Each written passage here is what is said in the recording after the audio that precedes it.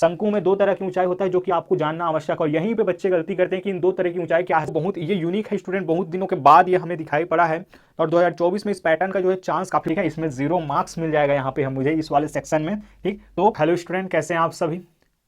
स्वागत है आप सभी का एक बार पुनः हमारे सीजी पाठशाला के इस चैनल पे, जो कि है सीजी बोर्ड वालों के लिए विशेष रूप से, हिंदी माध्यम के लिए हो या इंग्लिश माध्यम के लिए हो, डीसी मैथ्स पाटन के द्वारा ये जो है चैनल आपके लिए स्टूडेंट। आइए आगे बढ़ते हुए आज की इस वीडियो लेक्चर में हम बात करने वाले हैं जो 2019 में पूछे गए प्रश्न है कक्षा 10वीं छत्तीसगढ़ माध्यमिक शिक्षा मंडल में जो 2019 में पूछे गए क्वेश्चन है उसके आगे के क्वेश्चन के। सर पीछे के क्वेश्चन क्या है? तो पीछे के क्वेश्चन में अगर बात करें तो क्वेश्चन नंबर 1 से लेकर 10 तक के हमने पिछले वीडियो लेक्चर में बात कर ली है स्टूडेंट। ऐसे 2018 को कंप्लीट कर लिया है। आइए बढ़ते हैं सेट ए 2019 में पेज क्वेश्चन नंबर 11 से 14 तक का। ये जो आज का क्वेश्चन है स्टूडेंट बहुत ही ज़्यादा इंपॉर्टेंट है, ध्यान रखिएगा, बहुत ही ज़्यादा इंपॉर्टेंट है। और इस 2024 के हिसाब से जहाँ तक मेरा मानना है काफ़ी यूनिक पैटर्न आपको आज मिलने वाला है। कुछ ऐसे प्रमेय आपको मिलने वाला है जो कि बहुत यूनिक है और इस बारी आने का बहुत ज़्यादा चांस है। सो बहुत अच्छे से हमें करना है स्टूडेंट, एक एक करके हम समझेंगे। सो देर न करते हुए आगे बढ़ते हैं। और अगर चैनल पे नए हैं तो सब्सक्राइब कर लीजिएगा और शेयर करना ना भूलिएगा स्टूडेंट। सब्सक्राइब तो आप कर ही लेंगे मुझे उम्मीद है, लेकिन शेयर जरूर करिएगा क्योंकि ज्ञान बांटने से बढ़ता है ना कि अपने पास रखने से। आइए बढ़ते हैं आगे और क्वेश्चन नंबर 11 पे आपको मिल रहा है स्टूडेंट, जैसे कि आप यहाँ पे देख सकते हैं कि 14 सेंटीमीटर ऊंचाई वाले बेलन की वक्र पृष्ठ का क्षेत्रफल 88 वर्ग सेंटीमीटर है। बेलन का आयतन ज्ञात कीजिए। ठीक है, बेलन की कहानी है, वक्र पृष्ठ का क्षेत्रफल दिया गया है, ऊंचाई दिया गया है और बेलन का आयतन ज्ञात किया जा रहा है। ठीक है, 2 चीजें यहाँ पे शामिल है स्टूडेंट और दोनों का फॉर्मूला आपका आना चाहिए। कौन कौन सा? वक्र पृष्ठ का क्षेत्रफल और है आपका आयतन। ठीक है, क्योंकि आयतन निकालना है तो कुछ चीज़ों की जानकारी हमें होना चाहिए। वो कौन देने वाला है? वक्र पृष्ठ का क्षेत्रफल। आइए मैं डायरेक्ट यहाँ पे करने वाला स्टूडेंट, आप जो है यहाँ जो मैं चीज़ें बोल रहा हूँ उससे आप सीख लेंगे और आंसर लिख लेंगे। ठीक है, क्योंकि हर चीज़ें यहाँ पे लिखना थोड़ा सा और वीडियो जो है लंबा हो जाएगा, आप भी समझते हैं इस बात को, इसीलिए कॉन्सेप्ट क्या है उसको मैं समझा देता हूँ। तो बेलन की ऊंचाई मैं डायरेक्ट लिख रहा हूँ, आप लिखेंगे दिया है बेलन की ऊंचाई h बराबर कितना? 14 सेंटीमीटर। ठीक, इसके बाद उसके जो है वक्र पृष्ठ का क्षेत्रफल दिया है। तो बेलन का वक्र पृष्ठ क्या होता है मेरे प्यारे साथियों? तो वो होता है कितना? 2πr/h होता है। और इसका मान कितना दे दिया गया है आपको? 88 सेंटीमीटर दिया गया है। बिल्कुल 88 सेंटीमीटर दिया गया बेलन का, सॉरी हाँ वर्ग सेंटीमीटर, माय मिस्टेक। ठीक है, वर्ग सेंटीमीटर दिया गया है। अब यहाँ से आपको निकालना क्या है? यहाँ से आपको अब इस फॉर्मूले को जरा देखिए। चूंकि बेलन का आयतन मैं यहाँ सामने में ही दिखा देता हूँ, चूंकि बेलन का जो आयतन होता है मेरे प्यारे साथियों, बेलन का आयतन क्या कहता है सर? πr²h, πr²h। h आपके पास है, पाई का मान है 22/7, लेकिन r कहाँ है? r देगा ये वाले फॉर्मूला। तो यहाँ से आप लिखेंगे कि इसलिए 2πrh, तो 2 गुणित 22/7, r का मान आपको निकालना है, h का मान दिया गया है 14 बराबर 88 स्टूडेंट। यहाँ से देखिए अब पक्षांतर का खेल आपका चलने वाला है। या एमा तो हमन डरावन नहीं काबर पक्षांतर ला हमन बचपन लेकर आवत हन। ठीक है, तो बिल्कुल आसानी से यहाँ पे हम बना लेंगे इसको। क्या करना है? तो जो गुना में है वो भाग में जाएगा और जो भाग में है वो गुना में। तो सबसे पहले एक एक करके पकड़ते हैं, ये है भाग में तो गुना में भेज देते हैं इसको। तो r बस यहाँ पे रहने वाला है 88 पहले से है गुणित 7, और कोई है क्या गुना में? सॉरी भाग में 7 था, नीचे में बटे में, तो यहाँ जाके गुना में हो गया बटे। ये जो है सारी चीज़ें फिर यहाँ नीचे में आ जाएगा 2 गुणित 22 गुणित कितना? 14। जो कटता है काट देंगे।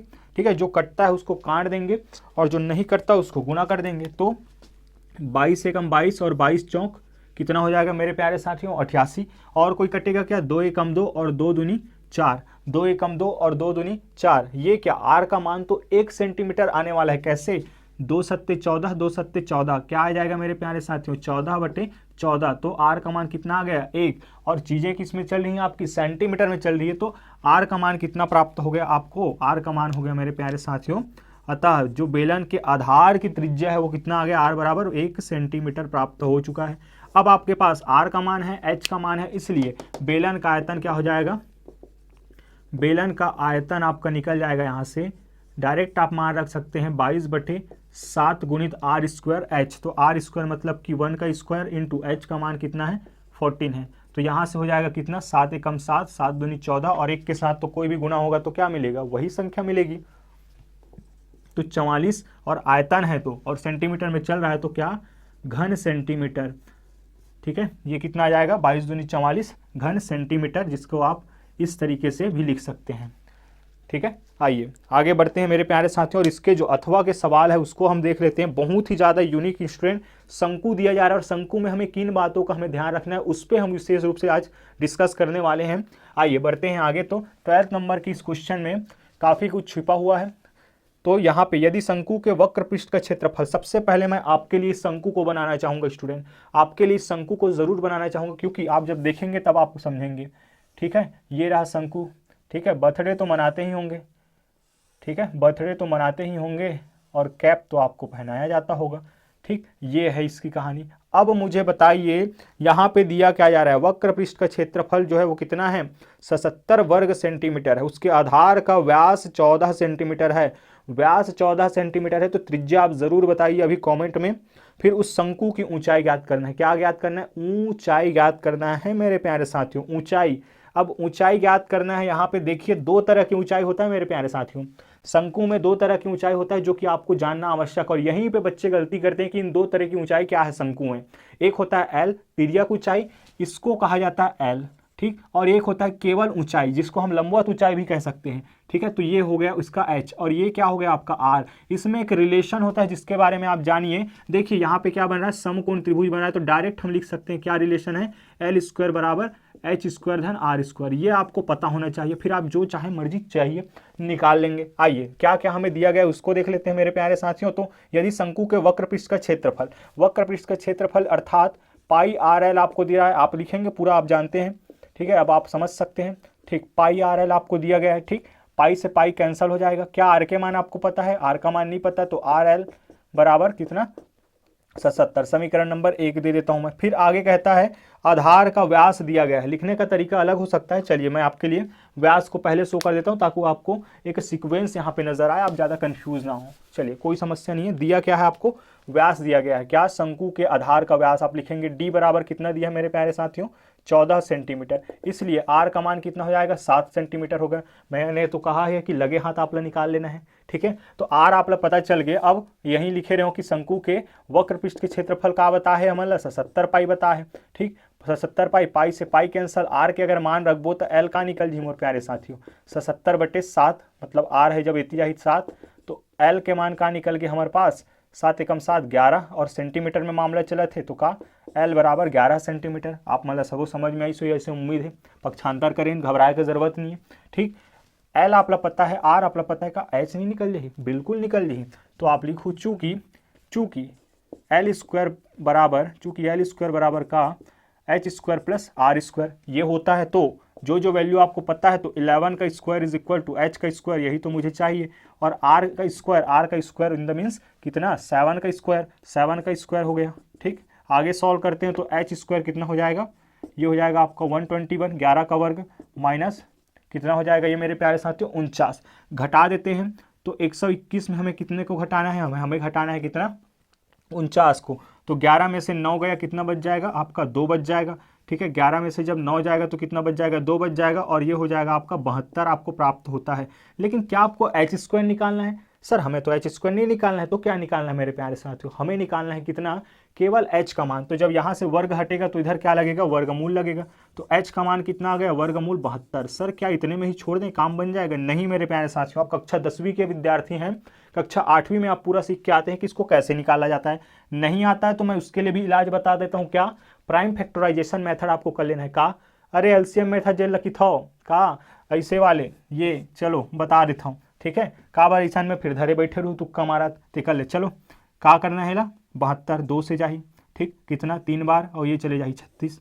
ठीक, फिर ये दिखते ही पता चल गया। ठीक है, अब 10वीं के विद्यार्थी हो, आप तुरंत देख के जान डर हो कि 36 गुनी 72। ठीक है, तो इला मैं क्या लिख सकता हूँ, इला लिख सकता हूँ मैं 36 गुणित 2। ठीक है, अब जेकर बन थे जोड़ा, इला का लिख सकता हूँ मैं 6 गुणित 6, या 36 के वर्गमूल क्या हुई, 6 हुई। तो यहाँ अगर हम देखें तो ये आ जाए मोर प्यारे साथियों, वर्गमूल 2 अंदर में आ जाइए, और ये सेंटीमीटर में एच जो है, तो 6 गुणित वर्गमूल 2 सेंटीमीटर आपके आंसर है। आप बिल्कुल लास्ट में लिखो, काबर 4 नंबर के ये क्वेश्चन है कि अतः शंकु का आयतन, शंकु की जो ऊंचाई है वो कितना प्राप्त हुई, 6 × √2 सेंटीमीटर आपको प्राप्त हुई है। आइए बढ़ते हैं आगे मेरे प्यारे साथियों, और ये है क्वेश्चन नंबर 12, बहुत ही ज़्यादा इंपॉर्टेंट है। अब ये आगे आने वाले पैटर्न्स जो हैं वो बहुत ये यूनिक है स्टूडेंट, बहुत दिनों के बाद ये हमें दिखाई पड़ा है। और 2024 में इस पैटर्न का जो है चांस काफी बन जाता है। जैसे कि मैंने कहा कि चारों के चारों जो क्वेश्चन होगा, 4 नहीं 4 दूनी 8, क्योंकि अथवा वाले सवाल यहाँ पे मिलते हैं, तो ये सभी के सभी इंपॉर्टेंट हैं। यहाँ पे आपको दिया जा रहा है एक उच्चतर माध्यमिक शाला के छोटे बड़े बच्चों अर्थात विद्यार्थियों के वजन के आंकड़े दिए गए हैं, ये दिए गए हैं। अब इन आंकड़ों का क्या निकालना है, माध्य ज्ञात करना है। अब याद रखिएगा, आप चाहे बोले माध्य, चाहे बोले समांतर माध्य, चाहे बोले औसत, आपको काम क्या करना है इस चैप्टर में, वही काम करना है जो आप तक करते आए हैं। अब यहाँ पे डेटा देने में फर्क हो सकता है स्टूडेंट, क्या मतलब सर कि यहाँ पे दिया गया क्या, आपको वर्ग दिया गया है, वर्ग दिया गया है, अर्थात इसको जो बनाने का तरीका होगा वो थोड़ा अलग होता है। उसमें क्या रहेगा कि सबको जोड़ो, समांतर माध्य अगर आपका खुला डेटा मतलब कि व्यक्तिगत श्रेणी के आंकड़े हैं तो क्या होगा वहां पे कि सबको जोड़ो और जितने हैं उतने से भाग दे दो, ठीक। लेकिन यहाँ पे तो ये वर्ग है, तो यहाँ पे जो कुछ चीजें हैं वो दो चीजें अलग से आपको निकालनी पड़ती है, जिसके बारे में आप थोड़ा सा जल्दी से सुन लीजिए। ये होता है मध्यमान, जहां से हमें x निकालना होता है, और ये होता है फ्रीक्वेंसी और इस मध्यमान का गुणनफल यहाँ पे, ठीक है। अब ये मध्यमान आता कैसे, आप तुरंत देख लीजिए, एक ही बार में समझ जाएंगे। 35 देखिए मध्यमान क्या है, मध्यमान मिड वैल्यू आपको चाहिए किसका, इस वजन का, इस किलोग्राम का, इस वर्ग का मध्यमान हम निकालते हैं मेरे प्यारे साथियों। तो 30 और 40 कितना होगा, 70 होगा, और 70 से अगर 2 से भाग करेंगे तो कितना आएगा, 35 आएगा। वैसे ही 40 और 50 होकर 90 और आधा करने पर कितना आएगा, 45 आएगा। वैसे ही सबका हमने क्या निकाल लिया, मध्यमान निकाल लिया है। फिर इन दोनों का आपस में जब गुणा करते हैं तो कुछ इस प्रकार से आता है स्टूडेंट, आपके समय की बचत हो इसलिए मैंने इसको गुणा कर लिया है, वरना आप कोई बहुत बड़ी बात नहीं, आप तुरंत कर सकते हैं यहाँ पे रफ कार्य। अब उसके बाद हम निकाल लेते हैं इसका समेशन, मतलब कि ऑल टोटल कर लेते हैं इसको, कितना आया है टोटल। फिर इसको भी अगर टोटल कर लूँ अगर जल्दी से तो 5 5 5 ये हो जाएगा 20, ठीक है। ये हो जाएगा 5 5 5 4 टाइम्स है तो 20 हो जाएगा, 5 4 20, 2 गया हासिल, तो 8 और 2 10, 0 10 13, 13 और 9 22, 22 7 हो जाएगा मेरे प्यारे साथियों 29, हासिल गया 7 सॉरी 2, फिर 3 2 5, 5 3 8, 8 और 3 कितना हो जाएगा, 8 और 3 हो जाएगा 11, और 1 हो जाएगा 12, 12 का 2, हासिल गया 2, 2 और 1 3, हासिल गया 2,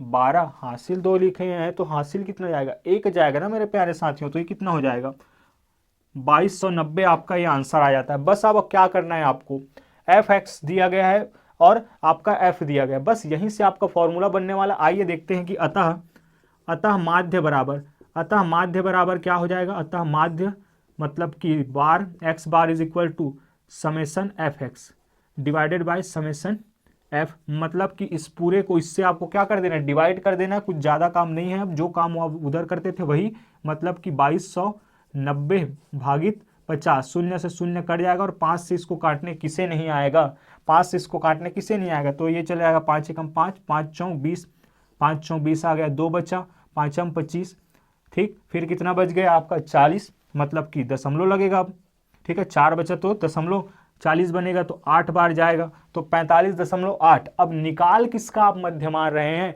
सॉरी माध्य निकाल रहे हैं, किलोग्राम का निकाल रहे हैं, ठीक है। तो ये किस में रहेगा, ये रहेगा आपके केजी में, ठीक। अतः आप लिखेंगे कि जो औसत क्या पूछा गया है, आंकड़ों का जो माध्य है, इन आंकड़ों का माध्य क्या प्राप्त हुआ आपको, 45.8 किलोग्राम आपको प्राप्त हुआ है मेरे प्यारे साथियों। इस तरीके से आप लिख लेंगे। आइए बढ़ते हैं आगे और देखते हैं हमारे नेक्स्ट क्वेश्चन को। नेक्स्ट क्वेश्चन में क्या दिया जा रहा है उसको थोड़ा देख लेते हैं। तो यहाँ पे दिया जा रहा है आपका कि एक दिवसीय अंतर्राष्ट्रीय क्रिकेट मैचों में बहुत से गेंदबाजों द्वारा जो है वो कुल विकेटों की संख्या के आंकड़े तालिका में दिए गए हैं, ठीक है। हमें पता है प्लेयर्स हमारे, ठीक है, एक से बढ़कर एक कारनामे कर रहे हैं और उन वे भी विकेट लेते हैं, ऐसे कुछ डेटा यहाँ पे दिया गया। इन आंकड़ों का बहुलक ज्ञात कीजिए, इन आंकड़ों का बहुलक ज्ञात कीजिए। तो यहाँ पे मैंने यहाँ इसके लिए सारणी बना ली स्टूडेंट, ठीक है। सारणी में क्या करने, हम विकेटों की संख्या, गेंदबाजों की संख्या और संचयी बारंबारता, नहीं ये गलत बना हुआ है, क्योंकि यहाँ पे संचयी बारंबारता की आवश्यकता ही नहीं है आपको, ठीक है। क्यों नहीं है, क्योंकि संचयी बारंबारता हम कब निकालते हैं, जब हमें माध्यिका निकालनी होती है, ठीक है। तो ये गड़बड़ बना हुआ है, इसकी कोई ज़रूरत नहीं है आपके, इसमें ही हो जाता है। और मैक्सिमम टाइम हमने देखा है कि बच्चों को, ठीक है, कि इसी में गड़बड़ी कर जाते हैं, तो कोई समस्या नहीं है। यहाँ पे आपको याद रखना है कि यहाँ पे कुछ नहीं, ठीक है। इससे पहले भी हमने बहुलक वाला 2018 में कर चुका है, वो जब मैं क्या बता रहा हूँ कि बहुलक होते का, अगर आमतौर पे हम देखा है, अगर व्यक्तिगत श्रेणी के डाटा दी तो जो जितना बार थे, जितना बहुलक, ठीक है, जो जितना बार आएगा वही बहुलक निकलता है। लेकिन यहाँ पे तो क्या दे दिया गया आपको, वर्ग दे दिया गया मेरे प्यारे साथियों। जब वर्ग दे दिया गया हो तो बहुलक कैसे निकालना है, तो उसके लिए जो फॉर्मूला है वो सबसे बेस्ट मैटर करता है।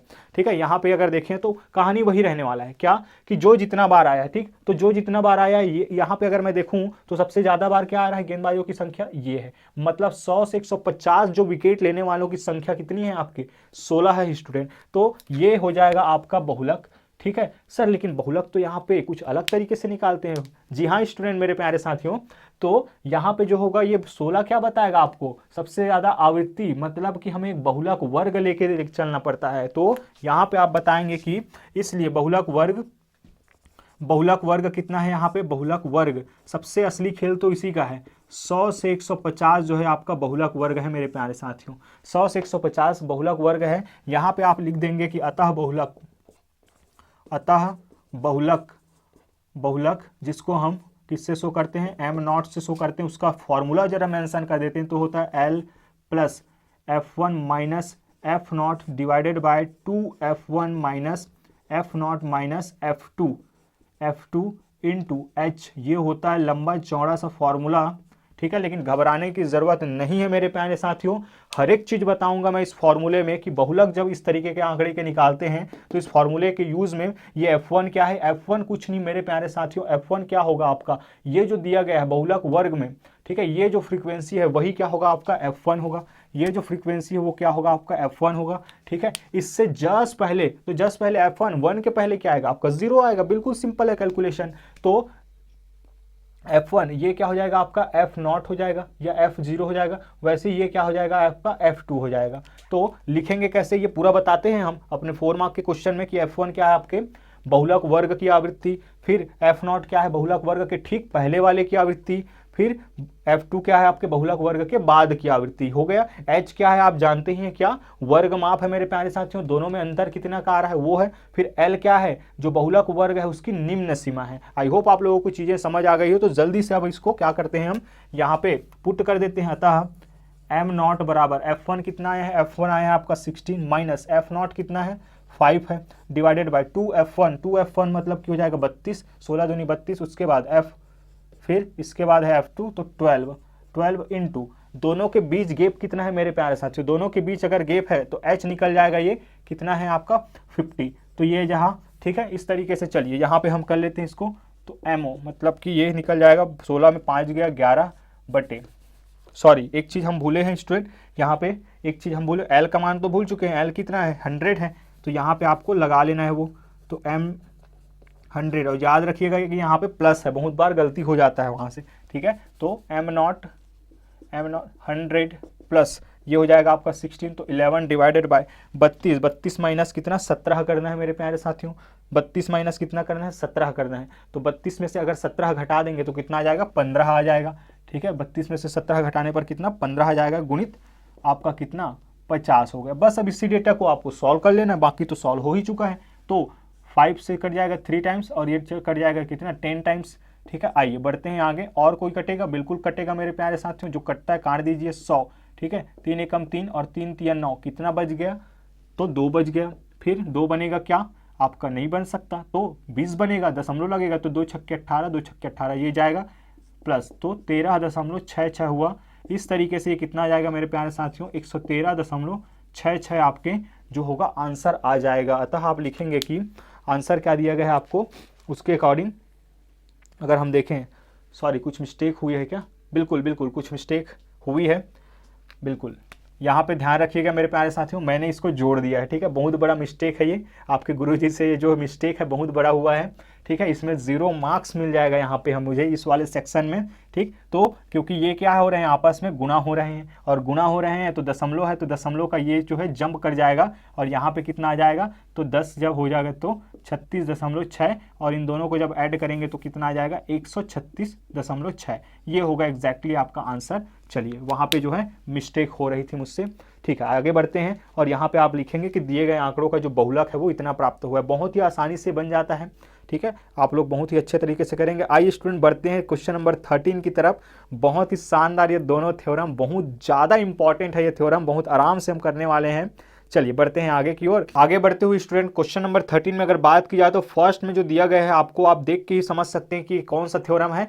आधारभूत समानुपातिक थ्योरम या फिर थेल्स थ्योरम के नाम से जिसको आप जानते हैं, उसको हमें प्रूव करना है। इसके लिए मैं कहना चाहूंगा स्टूडेंट, इसका जो लिंक है वो डिस्क्रिप्शन में मिल जाएगा। बहुत ही डिटेल में हमने बात की चैप्टर नंबर 11 में, एक वीडियो लेक्चर सेपरेटली आपके लिए वहां पे रखा गया है, आप जरूर से उसको देख लीजिए। यहाँ आपके टाइम की बचत हो जाएगी, आप उसको देख ले, कभी भी आप आराम से देख सकते हैं। आइए बढ़ते हैं आगे। और ये जो थ्योरम है जिसको मैं 2024 के लिए भी आपको मैं बिल्कुल स्टार मार्क लगवाना चाहूंगा स्टूडेंट, इस वाले में जो है 2024 के हिसाब से ये क्वेश्चन बहुत ही ज्यादा इंपॉर्टेंट है।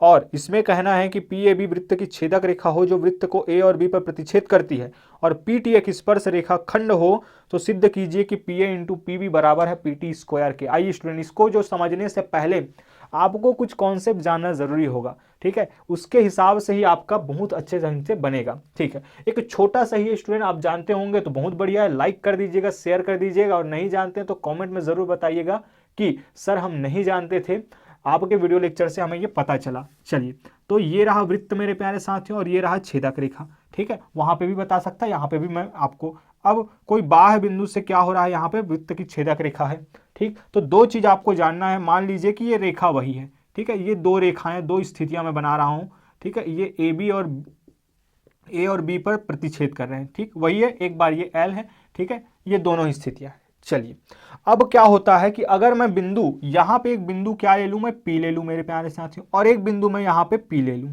ठीक है। सर दोनों में अंतर क्या है? अंतर है मेरे प्यारे साथियों, अंतर है। आपके बुक पे एक टॉपिक बना होगा जीवा के खंड, क्या आपको याद है?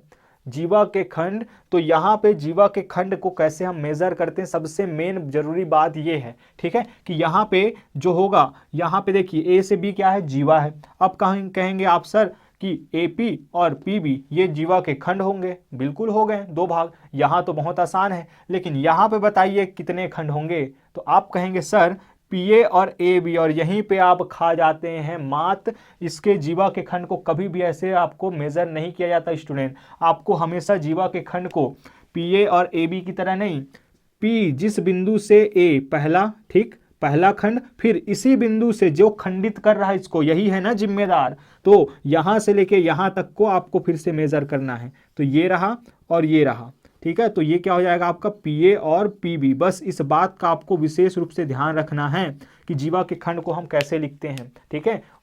आशा है आप मतलब समझ आई सो ही, ठीक। जेन बिंदु है भाग करे बर आ है, विभाजित करे बर आ है, जीवा ला खंडित करेला है, मेजरमेंट वहीं से होगी, ठीक। जैसे यहां से PA और यहां ले PB अंदर है था, और यहां अगर बाहर है तो PA और PB, ठीक, ये पूरा ले जाइए। सेम कॉन्सेप्ट वहां पे हम लगाने वाले हैं स्टूडेंट, जिसके बारे में अब आप समझ चुके हैं। आइए बढ़ते हैं आगे, और कुछ रचना करने की आवश्यकता है यहाँ पे, तब जाके ये सिद्ध होने वाला है, बहुत ही ज़्यादा इंपॉर्टेंट है। और थोड़ा सा अगर मैं देखूँ पूरे चैप्टर 12 में, तो यही सबसे ज़्यादा घुमाव लगता है मुझे, ठीक है, और सबसे सरल भी ये है, क्योंकि एक एक वन बाई वन हम आगे बढ़ने वाले हैं। तो चलिए आगे बढ़ते हैं। सबसे पहले आपको एक रचना करना है। सबसे पहली बात तो ये कि O से हम एक लंब डालने वाले हैं, LOL लंब AB, ठीक है, OL लंब AB खींचने वाले हैं। देन हम क्या करने वाले हैं, इस T को, यहाँ पे स्पर्श बिंदु होगा, इस T को क्या कर देते हैं, मिला देते हैं। चाहे तो डैश से मिलाए, चाहे तो आप डार्क लाइन से मिला दे, कोई उतना ज़्यादा समस्या नहीं होने वाला है, ठीक है। ये मैंने मिला दिया, इससे देखने में थोड़ा अच्छा लुक आता है, ठीक है, डार्क डार्क दिखता है तो मज़ा नहीं आता है।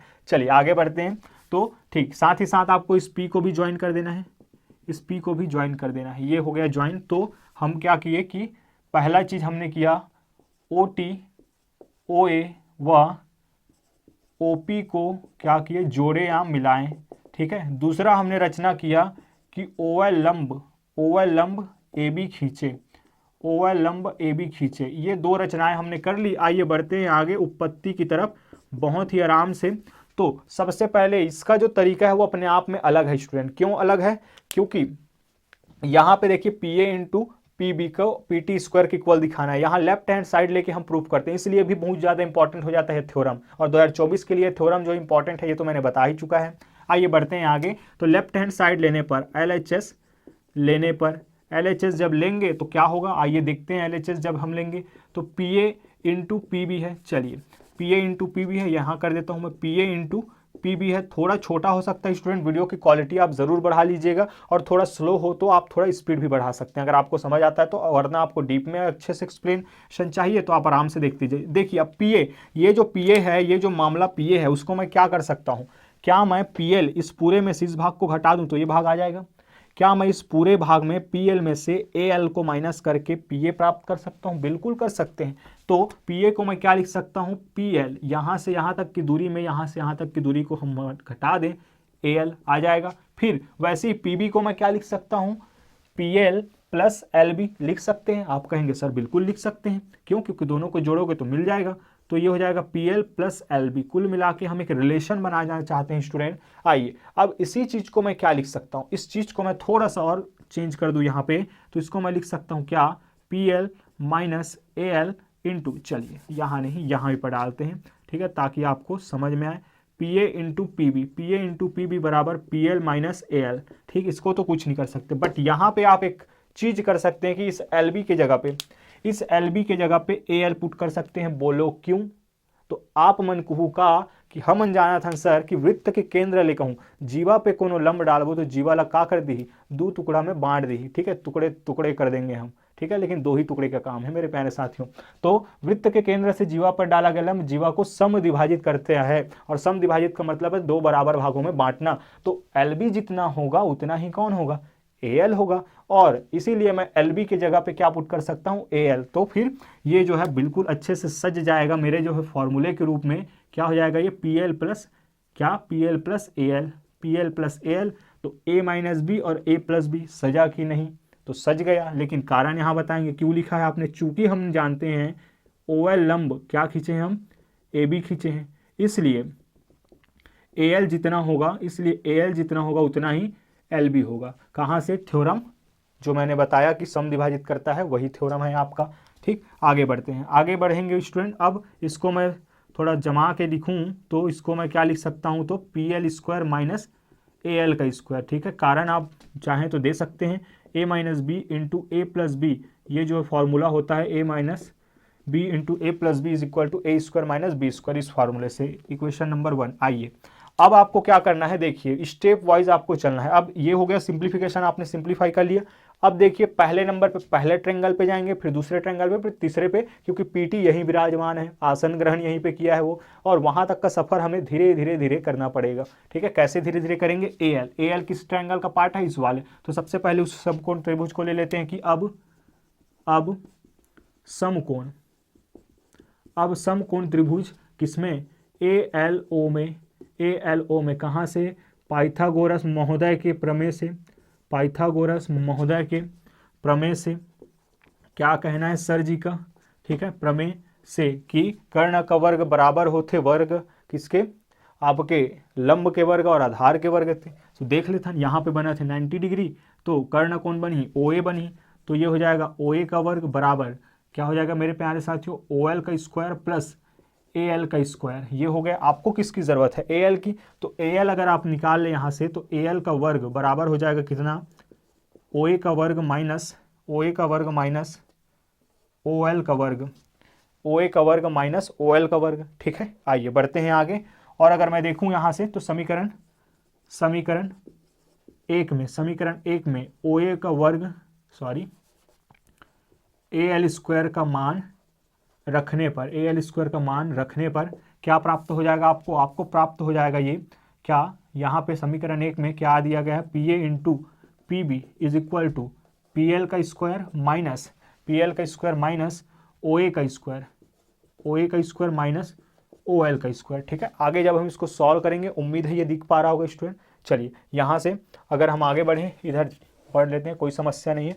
तो इधर से आपको मिल जाएगा क्या, P A into P B is equal to, यहाँ आप देखिए जब माइनस साइन अंदर जाएगा तो क्या देगा हमें देगा ये P L square minus O A square plus O L square. इसको थोड़ा और अरेंज करके लिखूँ तो P L square plus O L square को अगर मैं एक साथ लिख दूँ और ओ ए स्क्वायर को मैं अकेले छोड़ दूँ, तो आपको कुछ रिलेशन मिलता हुआ नजर आएगा कि ये जो है वो किसकी ओर इंगित कर रहा है स्टूडेंट, क्या दे रहा है यहाँ पे, पी एल स्क्वायर। कहाँ है पी एल स्क्वायर, तो ये रहा total P L square OL square. कहाँ है OL स्क्वायर, मतलब कि इस बड़े वाले समकोण त्रिभुज में मेरे प्यारे साथियों, इस बड़े वाले समकोण त्रिभुज में जो हो जाएगा ये OP का स्क्वायर आपको मिल जाएगा। OP का स्क्वायर मतलब इस टोटल की जगह पे आप क्या लिख सकते हैं, OP का स्क्वायर। चाहे तो आप मेंशन कर सकते हैं कि समकोण त्रिभुज किसमें, OPL में। OPL में पाइथागोरस थ्योरम से आप बिल्कुल बकायदा सजा के लिखेंगे, क्या मिल रहा है आपको कि OP का वर्ग जो है बराबर है PL के वर्ग धन OL के वर्ग के। इसलिए PA इंटू P भी बराबर हो जाएगा किसके, इस पूरे के जगह पे मैं क्या लिख सकता हूँ, OP का वर्ग माइनस OA का वर्ग। बहुत बढ़िया है, बहुत ही करीब हम पहुंच चुके हैं मेरे प्यारे साथियों। अगर आप यहाँ से देखें तो क्या मैं OA को कुछ पुट कर सकता हूँ, चाहूँ तो मैं OA को जो है वो OT पुट कर सकता हूँ अभी, ठीक है, या अंत में मैं पुट करूंगा। क्यों, क्योंकि ये एक ही वृत्त की त्रिज्याएं हैं और किसी भी वृत्त में त्रिज्याएं क्या होने वाली, कितनी भी खींच लो आप, बराबर होने वाली है।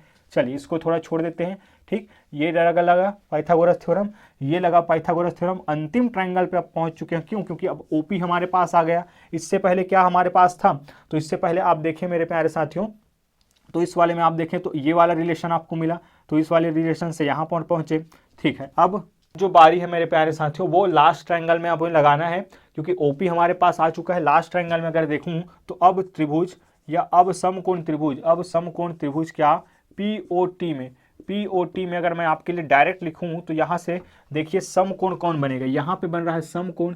क्यों सर समकोण यहाँ पे कैसे बन जाएगा, आप कैसे कह सकते हैं, तो याद करिए स्टूडेंट, थ्योरम नंबर 11 क्या कहता है, वो थ्योरम नंबर 11 का कहना है कि किसी भी वृत्त की त्रिज्या स्पर्श रेखा की स्पर्श बिंदु पर क्या होती है, लंब होती है। आप मेंशन जरूर कर सकते हैं यहाँ पे अपने यादों के लिए, अपने लिए, ठीक है। तो यहाँ पे हम क्या लिख देंगे, ठीक है, समकोण त्रिभुज POT में तो क्या हो जाएगा आपका OP का स्क्वायर हो जाएगा मेरे प्यारे साथियों। कैसे, तो इसके सामने में एक कौन आ रहा है, कर्ण आ रहा है, कर्ण का वर्ग बराबर हो जाएगा किसके, लंब के वर्ग, मतलब OT के वर्ग धन आपके PT के वर्ग, ठीक। समीकरण इसमें अगर हम रखें तो समीकरण 2 में अगर मैं रख दूं, समीकरण 2 में किसका, OP स्क्वायर का मान रखने पर, OP स्क्वायर का मान रखने पर क्या हो जाएगा मेरे प्यारे साथियों, तो PA इंटू PB, ठीक है। मुझे उम्मीद है आप सभी को ये समझ में आ रहा होगा, बहुत ही ज़्यादा इंपॉर्टेंट है ये, आराम से हमें करना पड़ता है। चलिए एक बार ज़रूर से रिवीजन करेंगे हम फिर इसका, ठीक। चलिए बढ़ते हैं आगे, तो OP का स्क्वायर, तो ये हो जाएगा OT का स्क्वायर प्लस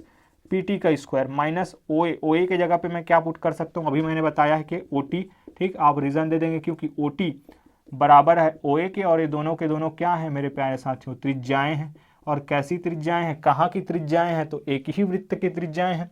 आइए यहाँ से OT जो है OT से कैंसिल हो जाएगा, इस तरीके से आपका PA इंटू PB बराबर जो हो जाएगा वो कितना, आपका PT स्क्वायर प्राप्त हो जाएगा। इस तरीके से भी हम कह सकते हैं कि किसी वृत्त की छेदक रेखा, ठीक है, किसी वृत्त पर बाह्य बिंदु से खींची गई जो छेदक रेखा है, उसके जो सेगमेंट्स हैं, उसके जो जीवा के खंड है, उसके जो लंबाई के गुणनफल है वो उसी बिंदु से खींची गई स्पर्श रेखा के वर्ग के बराबर होती है। ये हम रिजल्ट यहाँ से निकाल सकते हैं। मुझे आशा है कि आप लोगों को समझ में आया होगा स्टूडेंट, समझ में आया है, या कहीं पे भी कोई भी डाउट है तो हमें ज़रूर बताइए, ठीक है। आइए बढ़ते हैं आगे और देखते हैं हमारे नेक्स्ट क्वेश्चन को। नेक्स्ट क्वेश्चन का क्या कहना है, बहुत ही अच्छा ग्राफ से रिलेटेड आपका जो क्वेश्चन है वो आ रहा है, चाहे तो आप नोट कर सकते हैं, ठीक है, या स्क्रीनशॉट आप लेके रख सकते हैं। सो चलिए बढ़ते हैं आगे की ओर। इस वाले क्वेश्चन में अगर हम देखें तो x और y में एक संबंध के याद कीजिए, ताकि बिंदु जो है वो क्या होगा, XY जो है वो बिंदु x, y जो है वो कुछ बिंदु दी गई है